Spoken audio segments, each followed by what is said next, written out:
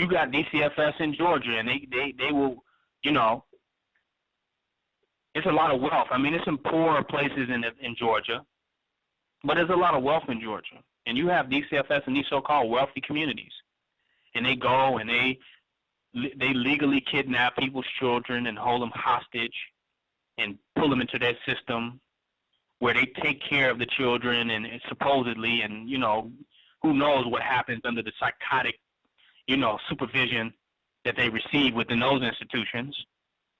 But you have defects in these wealthy communities and Dcfs and in these middle class communities.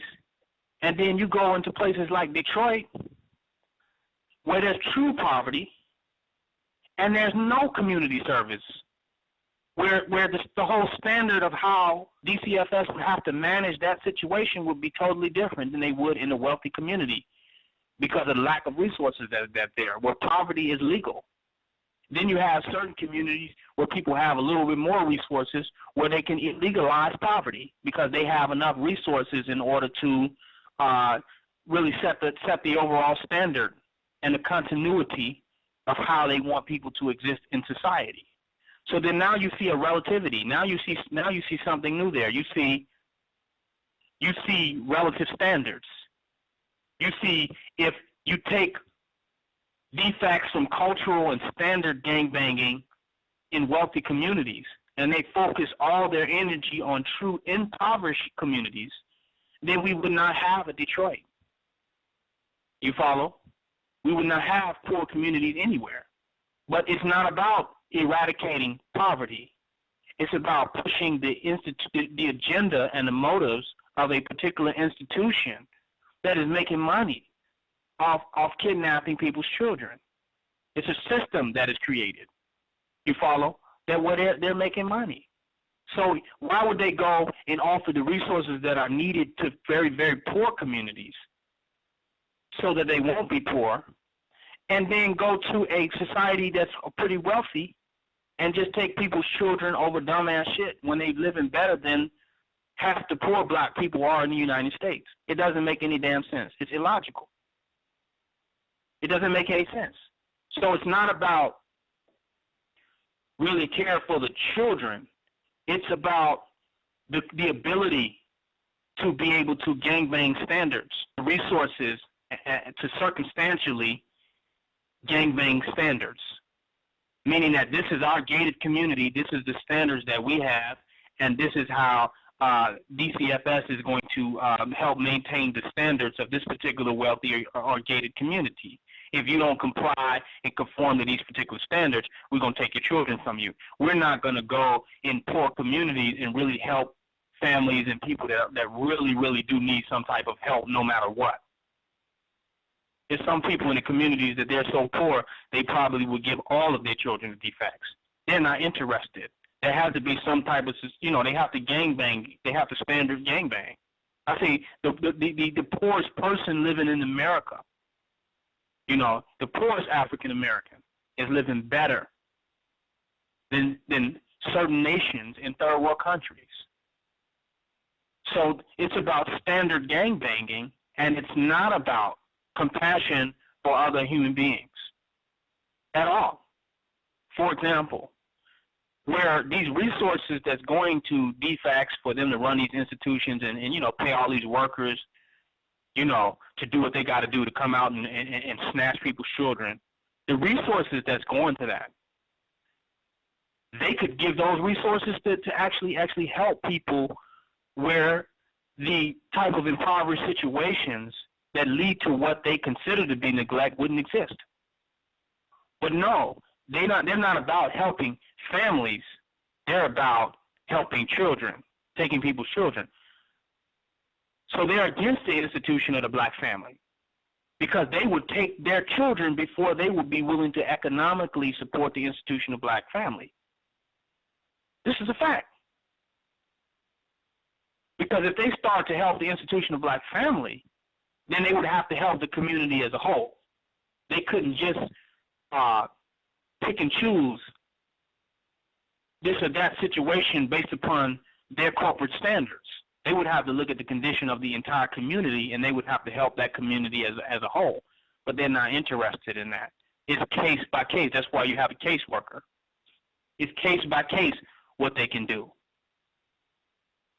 So imagine a society without no type of penal institution. Some people say, "Oh, that will be anarchy."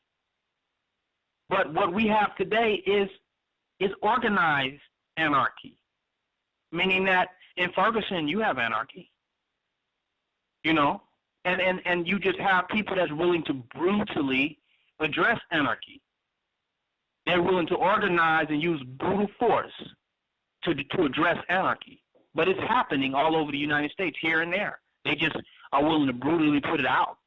So you still live in an anarchy.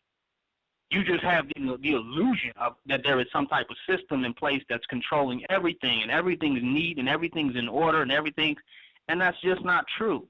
And the same belief you have in that supports the subjugation of your own people. It supports the criminalization of your own people. The same you that believe in a safe world, a safe society under United States imperialism and white supremacy, the same person of you that believe that is the same person that support the subjugation and an enslavement of your own people and incarceration.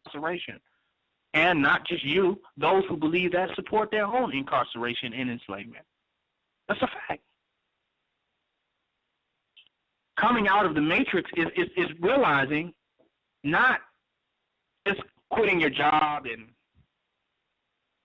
you know, dropping out of school, changing your diet, living in the forest. Coming out of the matrix is changing everything you think you know. We want to live off the grid materially, but we don't want to take our consciousness off the grid. We want solar panels and organic gardens and survival kits and, you know, our own Ebola kits and our own, you know. We want to get off the grid materially. We want to stockpile food and canned food, and we want to have a stockpile of weapons and build underground bunkers, but we don't want to mentally come off the grid. Because to mentally come off the grid would force you to challenge every single thing you believe you know, and to truly open up your mind and open up your consciousness to a world that's already existing, that's beyond the limits of a world that has been forced upon you. Coming out of the matrix is the point that you realize that the matrix don't really even exist, and that infinite possibility was already there. That you live in an unlimited situation under the myth that certain limitations was imposed by somebody who made themselves appear as though they have superior power over reality. The white man makes it look like he has everything under control, but nothing's under control. You've always been on your own. You've always been in a world, and it's always been up to you. You've always been in a chaotic circumstance, in a chaotic situation that you have found order in. But the white man tells you it's because of me that all this shit is in order. And that's why you should support him and support his system and his reality, and not for a minute would you be willing to challenge yourself to just think on your own for a minute about everything. To just stop and rethink everything that you think you know. The white man is good at using overgeneralizations and using exaggerated situations in order to impose ideas on others. He'll take one dangerous situation and make you feel impending doom to accept his tyranny. He does that on a global level, and he does that on a local level. That's why they came up with racial profiling and all that, so that they can overgeneralize the wrong of a few or the heinous acts of a few to change their approach and justify their brutal approach to the masses. We should understand the sickness of a few. We should have compassion for the sickness of a few, because that's going to exist. The utopia that you are looking for never existed and never will exist. But the ability to have compassion and understanding for these things in society is how peace and sanity has been able to be maintained, period. But the white man, he takes the problems of a few and scare you into a police state, scare you into martial law. It imposes a penal system and a penal society, a debtor-creditor society, a society of force and pressure and compliance and obedience and submission.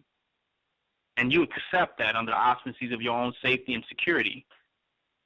But really, you're not safe, and really, you're not secure.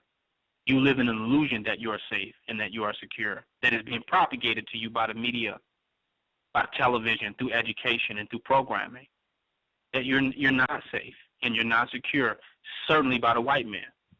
And if you are safe and secure, it's because your safety and security extends beyond the white man's ability to cause safety and security. This is the fact. So he pushes that. And when you have a penal society, you force snitches.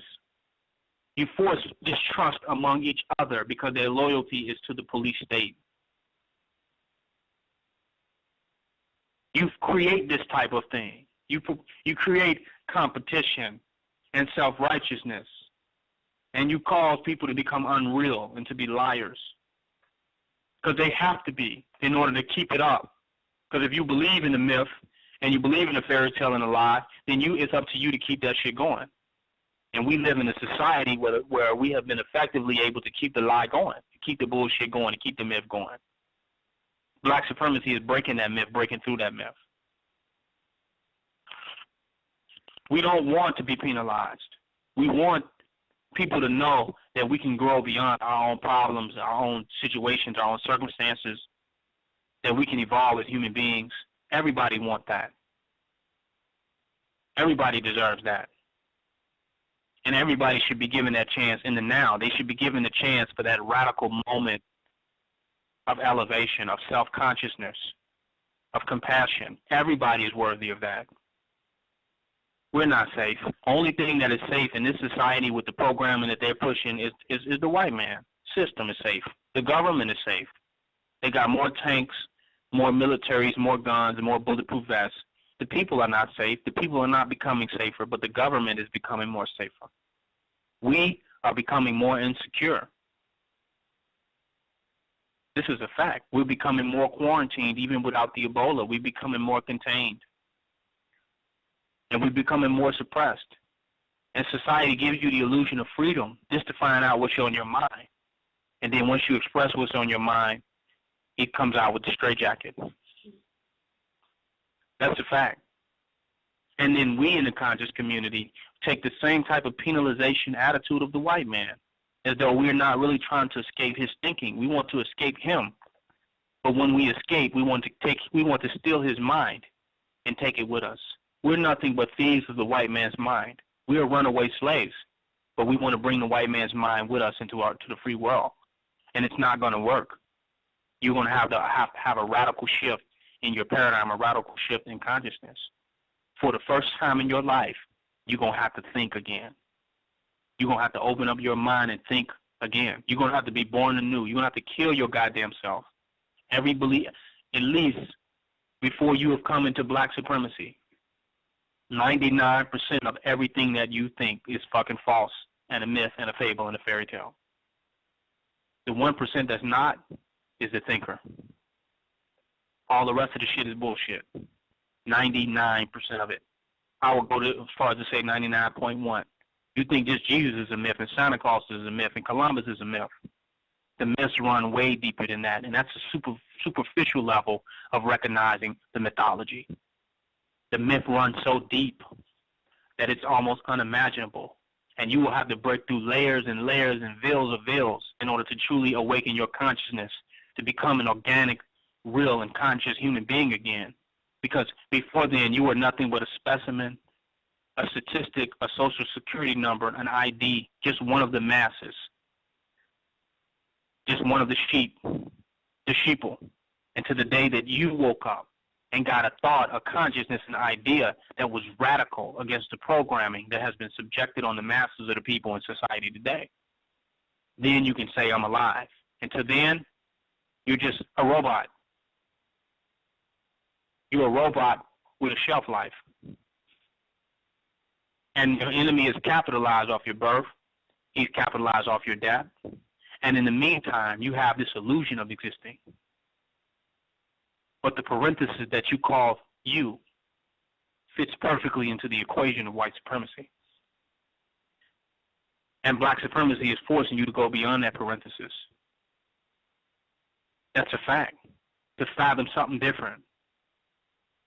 Some of us were able to do it. We was able to think about things like, back in the day, when we were really, really becoming conscious, we fathomed things like eternal life, which seems illogical because the white man capitalizes off death. So how could you possibly think that as a physical being you can have eternal life? We had real ideas. But now we think the ideas that we had, that he has given us, the older we get, the more we think his ideas are better. I shouldn't be thinking about things about world peace, and I shouldn't be thinking about eternal life and super health. I should just be thinking about how I can get a job in my retirement and my 401k plans and what my children are going to do when they get older and blah, blah, blah, blah. You used to be thinking about how you're going to end the white man's world, white supremacists. There's a point when we all in our life had strong ideas. We had strong visions, you know. We were courageous enough to go against the programming. And now, people just trying to get it on their grind, trying to hustle. We have given up on the fact that we can radically change the world, radically alter the world that is around us. And in order that, we're going to have to entertain some radical ideas. We're going to have to. Because it is the entertainment of those ideas that will pull us beyond the mediocrity of voluntary human slavery that we call capitalism, consumerism, to the day I die, in support of global white supremacy, imperialism, and the subjugation of all indigenous people all around the world, and the propagation of a system that cares less about the people and more about the wealthy and the ruling class. That's a fact.